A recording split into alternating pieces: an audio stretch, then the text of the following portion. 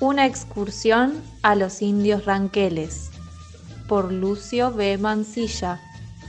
Leído por Damián Lima.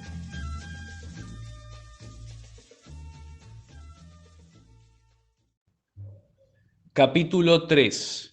¿Quién conocía mi secreto? El río Quinto, el paso del lechuzo, defecto de un fraile, compromiso recíproco, preparativos para la marcha, resistencia de los gauchos, cambio de opiniones sobre la fatalidad histórica de las razas humanas, sorpresa de Achahuentrú al saber que me iba a los indios, pensamiento que me preocupaba, ofrecimientos y pedidos de Achahuentrú, Fray Moisés Álvarez, temores de los indios, seguridades que les di, efectos de la digestión sobre el humor, las mujeres del fuerte Sarmiento, un simulacro. Solo el franciscano Fray Marcos Donati, mi amigo íntimo, conocía mi secreto. Se lo había comunicado yendo con él del fuerte Sarmiento al 3 de febrero, otro fuerte de la extrema derecha de la línea de frontera sobre el río Quinto. Este sacerdote, que a sus virtudes evangélicas reúne un carácter dulcísimo, recorría las dos fronteras de mi mando, diciendo misa en improvisados altares, bautizando y haciendo escuchar con agrado su palabra a las pobres mujeres de los pobres soldados. La que le oía se confesaba. Era una noche hermosa, de esas en que el mundo estelar brilla con todo el esplendor de su magnificencia. La luna no se ocultaba tras ningún celaje y de vez en cuando, al acercarnos a las barrancas del río Quinto, que corre tortuoso costeándolo el camino, la veíamos retratarse radiante en el espejo móvil de ese río que nace en las cumbres de la sierra de la Carolina y que, corriendo en una curva de poniente a naciente, fecunda con sus aguas, ricas como las del Segundo de Córdoba, los grandes potreros de la villa de Mercedes, hasta perderse en las impasables cañadas de la Amarga. Llegábamos al paso del Lechuzo, famoso por ser uno de los más frecuentados por los indios en la época tristemente memorable de sus depredaciones. Hay allí un montoncito de árboles, corpulentos y tupidos, que tendrá como una media milla de ancho y que de noche el fantástico caminante se apresura a cruzar por un instinto racional que nos inclina a acortar el peligro. El paso del lechuzo, con su nombre de mal agüero, es una excelente emboscada y cuentan sobre él las más extrañas historias de fechorías hechas allí por los indios. Lo cruzamos al trote, azotando las ramas, caballos y jinetes. Al salir de la espesura, piqué yo al mío con las espuelas y diciéndole a Fray Marcos, «Oiga, padre», me puse al galope seguido por el buen franciscano, que no tenía entonces, como no tiene ahora, para mí más defecto que haberme maltratado un excelente caballo moro que le presté. El ayudante y los tres soldados que me acompañaban quedáronse un poco atrás y nada pudieron oír de nuestra conversación. El padre tenía su imaginación llena de las ideas de los gauchos que han solido ir a los indios por su gusto o vivir cautivos entre ellos. Consideraba mi empresa la más arriesgada, no tanto por el peligro de la vida, sino por la fe púnica de los indígenas. Me hizo sobre el particular las más benévolas reflexiones y por último, dándome una muestra de cariño, me dijo, «Bien, coronel, pero cuando usted se vaya, no me deje a mí. Usted sabe que soy misionero». Yo he cumplido mi promesa y él su palabra. Los preparativos para la marcha se hicieron en el fuerte Sarmiento, donde a la sazón se hallaba una comisión de indios presidida por Achahuentrú, diplomático de monta entre los ranqueles y cuyos servicios me han sido relatados por él mismo. Ya calcularás que los preparativos debían reducirse a muy poca cosa. En las correrías por la pampa lo esencial son los caballos. Yendo uno bien montado, se tiene todo, porque jamás faltan bichos que bolear, avestruces, gamas, guanacos, liebres, gatos monteses, o peludos, o mulitas, o piches, o matacos que cazar. Eso es tener todo andando por los campos, tener que comer. A pesar de esto, yo hice preparativos más formales. Tuve que arreglar 2 cargas de regalos y otra de charqui riquísimo, azúcar, sal, yerba y café. Si alguien llevó otras golosinas, debió comérselas en la primera jornada, porque no se vieron. Los demás aprestos consistieron en arreglar debidamente las monturas y arreos de todos los que debían acompañarme, para que a nadie le faltara maniador, bozal con cabestro, manea y demás útiles indispensables, y en preparar los caballos, componiéndoles los vasos con la mayor prolijidad. Cuando yo me dispongo a una correría, solo una cosa me preocupa grandemente: los caballos. De lo demás, se ocupa el que quiere de los acompañantes.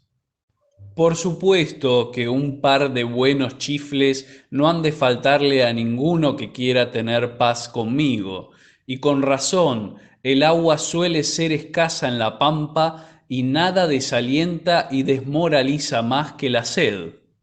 Yo he resistido 72 horas sin comer, pero sin beber no he podido estar sino 32.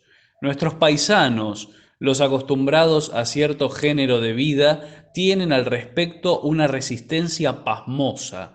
¿Verdad que qué fatiga no resisten ellos?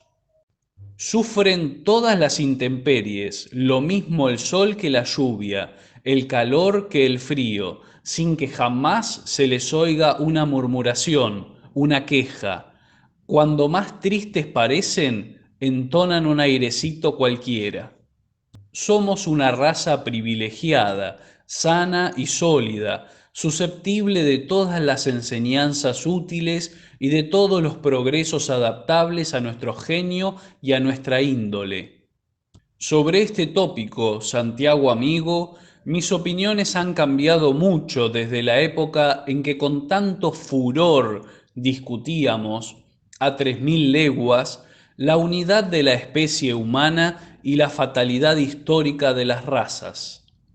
Yo creía entonces que los pueblos grecolatinos no habían venido al mundo para practicar la libertad y enseñarla con sus instituciones, su literatura y sus progresos en las ciencias y en las artes, sino para batallar perpetuamente por ella. Y si mal no recuerdo, te citaba a la noble España luchando desde el tiempo de los romanos por ser libre de la dominación extranjera unas veces, por darse instituciones libres otras. Hoy pienso de distinta manera. Creo en la unidad de la especie humana y en la influencia de los malos gobiernos. La política cría y modifica insensiblemente las costumbres. Es un resorte poderoso de las acciones de los hombres. Prepara y consuma las grandes revoluciones que levantan el edificio con cimientos perdurables o lo minan por su base. Las fuerzas morales dominan constantemente las físicas y dan la explicación y la clave de los fenómenos sociales. Terminados los aprestos, recién anuncié a los que formaban mi comitiva que al día siguiente partiríamos para el sur, por el camino del Cuero, y que no era difícil fuéramos a sujetar el Pingo en Leubucó. Más tarde hice llamar al indio Achahuentrú y le comuniqué mi idea.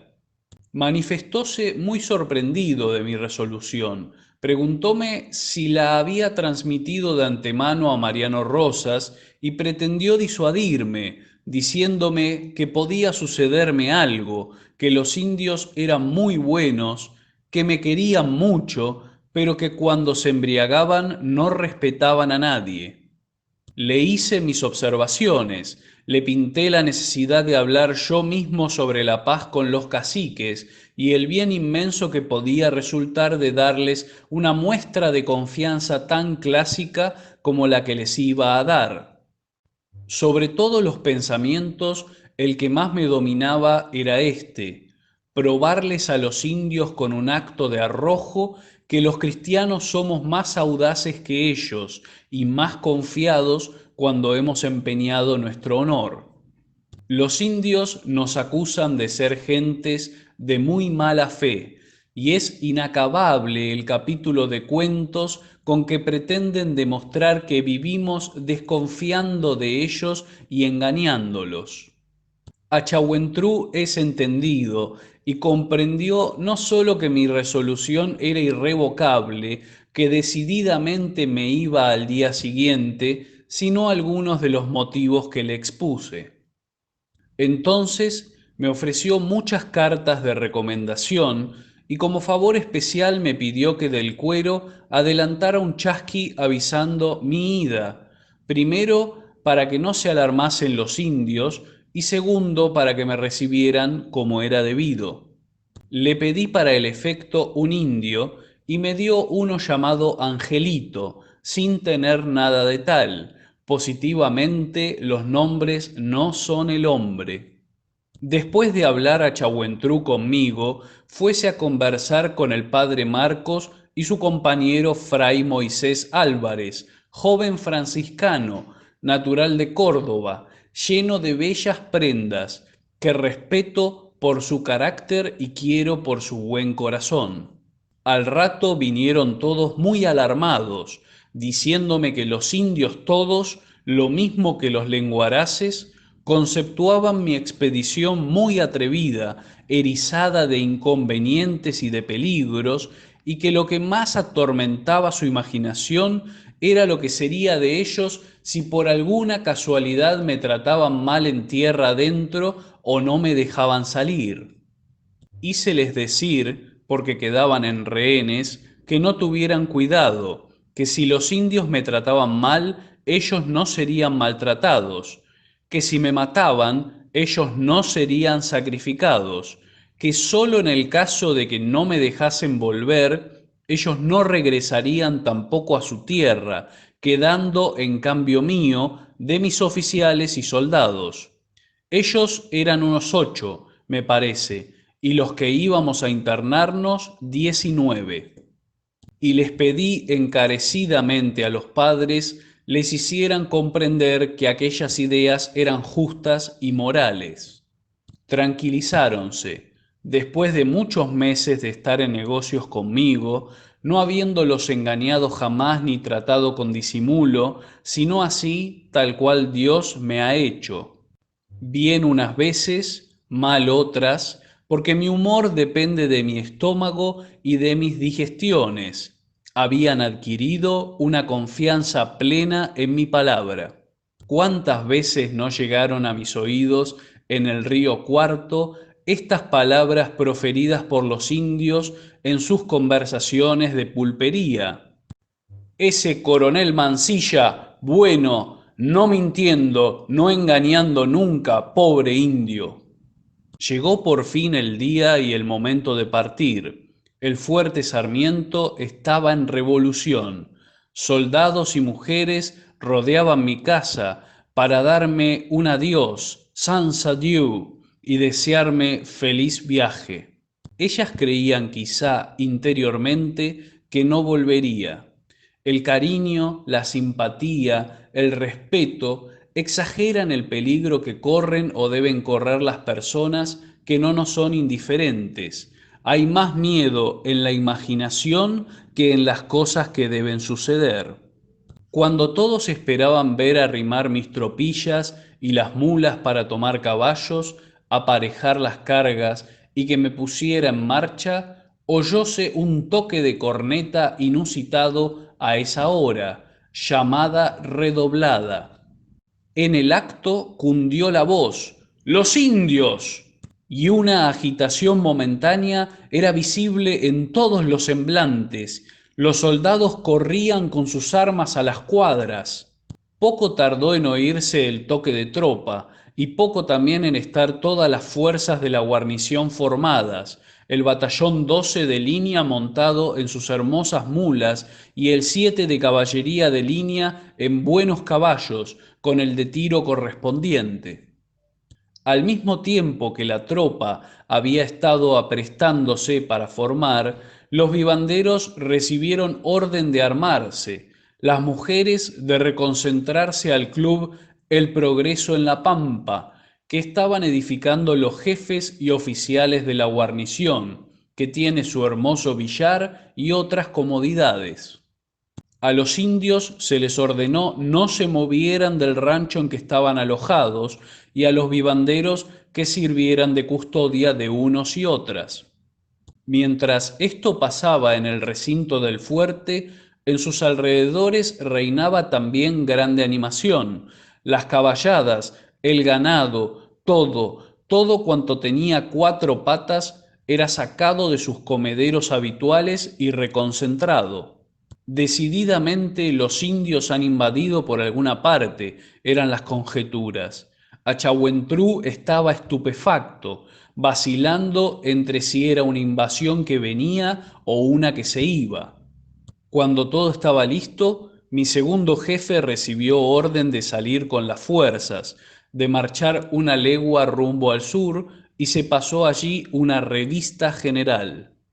Yo quise, antes de marcharme, ver en cuánto tiempo se aprestaba la guarnición, fingiendo una alarma y reírme un poco de los indios, que tuvieron un rato de verdadera amargura, no sabiendo ni lo que pasaba ni qué creer. Y tuve la satisfacción militar de que todo se hiciera con calma y prontitud, sea dicho en elogio de cuantos guarnecían el fuerte Sarmiento en aquel entonces. Que Dios ayude mientras estoy lejos a mis compañeros de armas, esos hermanos del peligro, del sacrificio y de la gloria. Lo mismo que deseo te ayude a ti, Santiago amigo, conservándote siempre con un humor placentero y un estómago como los desea Brillat Savarin.